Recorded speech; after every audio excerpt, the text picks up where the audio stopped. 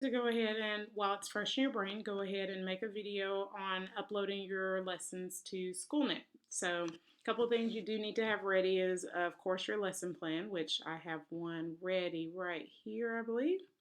So, I'm going to be using this lesson plan demo. It's very blank, there's nothing in it, but it is an actual Word document that I can use. So, I've got it saved to a place where I can use it, which that's very important. And then once I'm ready to do that, I'm ready to load it up on SchoolNet. So you're going to go to the Garland ISD website. You're going to go ahead and go to For Staff. And I know it looks a little different on my computer because I've shrunk the screen, but go to For Staff. And then you're going to have to scroll down until you see SchoolNet.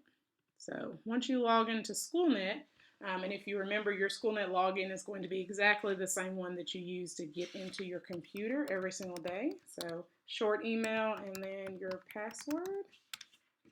That's going to bring you up to SchoolNet where you can access the curriculum at home, which as you can also go ahead and upload your lesson plans so you don't have to stay at school and live there, as some of us end up doing sometimes. So again, you're going to scroll down. If you're using any of the curriculum that's already online, it is there. And let me see if it's accessible at home, like I just said. I'm going to try math, 8th grade, and there it is. Let's see the planning calendar. I can get into it. Yes, I can. There it is. So I can access it if I want, but this lesson again is for lesson planning. So I'm going to go over to my side and I'm going to click on instructional materials. So again, on your side menu, you're going to click on instructional materials and you have to open up the small menu, go down to create materials and it'll open up another one. And then finally, you can click on lesson plan. So again, instructional materials, sidebar, create materials, and then lesson plan. So now once you've done your lesson plan, now you can upload it. So I know a lot of people, they've been doing the paperclip, but I feel like this way is a lot easier because not only can you do your lesson plan, but anything else that you've been downloading and saving you plan on using in your lessons, you're going to print it out anyway. If anyone has any questions on what you're using, staff development. And then at the top, again, I kind of skipped a step. You do have to choose what's your subject. You do have to choose a grade. So let's say I just want to do 7th grade. You do not have to choose standards alignment. So you can leave that part alone. You do have to decide a title. And if you can see those asterisks, you do have to do both of those. And then once you get to description, you can do Strady Middle School. You can do the dates that you're going to use them. So let's say that I want to do 8/28 through 9/1. Okay. The duration is going to allow you to not have to do all those paper clips on every single day. So if you say, I'm going to teach this lesson, or it covers 5 straight days, and actually what we're going to do is we're going to do 6 straight days so you can actually see how it looks. And I talk for 6 duration of days, 6 straight days. And if you think about that, that means Monday through Friday. So 6 straight days. And then at the bottom, you don't have to choose any of these extra things. You don't have to include your ELPs. You don't have to include any of that additional stuff. If you've already got it on your lesson, great. If you're going to post it on your board, that's even fantastic so that the kids can see and any of your ESL teachers can kind of see. But not required in your lesson unless your administrator says otherwise.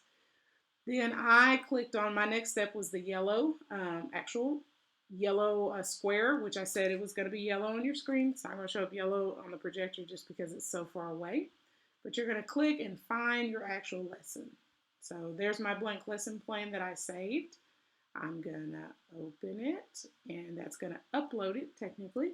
So now my lesson plan, I've done everything that I really need to do. I did all my typing in my Word document. Now I've uploaded it to SchoolNet. It's ready to be scheduled and show up on my calendar. So I can go down here to the bottom. You can skip, skip, skip. Or if you look, the save kind of rolls up to the top. So you just click save. And then the last little step in that is you actually have to put it on your calendar. So you have created the lesson and it is ready to be used. Technically, if you're sharing lessons with other people, this is what you want to end up doing.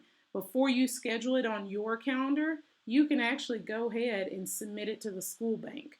What that's going to do is that is going to go to the approval of an administrator, which it could be anybody that's under the administrative tag at the school, and they can approve it. Once they approve it, then anyone in the school and anyone in the district can technically use it. Now, if you are one teacher and you're sharing with another teacher and you name it by your last name, only the person that you've named it as is going to actually search for it and see it.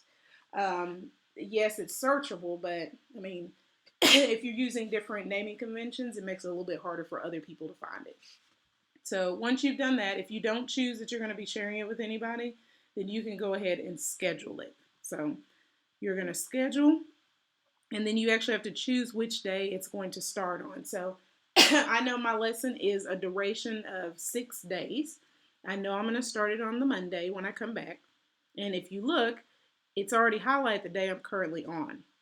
So I'm going to click on the 28th, and then those 6 days are going to be any school 6 day that is already put into the SchoolNet calendar. So I'm going to show you, it's really tricky how it sounds. But once I've clicked the first day that I'm going to start that lesson, I go to save and go to planner. And it is going to take me to my calendar, which is also called your planner, and I can see it. Now, I've been doing this all day, so you're going to see all the ones that I've put up, but you're really looking for the one I actually put up. So the one that I just did was called Staff Development Lesson. If you look, there's my document that actually has my lesson plan.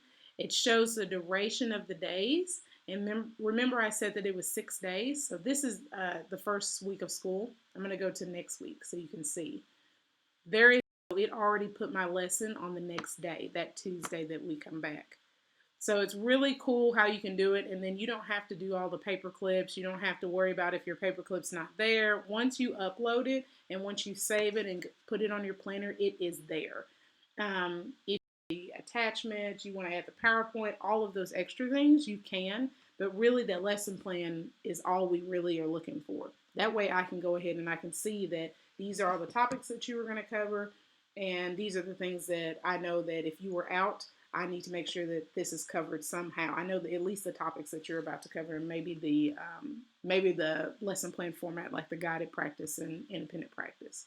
So that's the end of it. If you have any other questions, again, this video is a little bit longer. I will go ahead and send both videos if you want the quick and short version.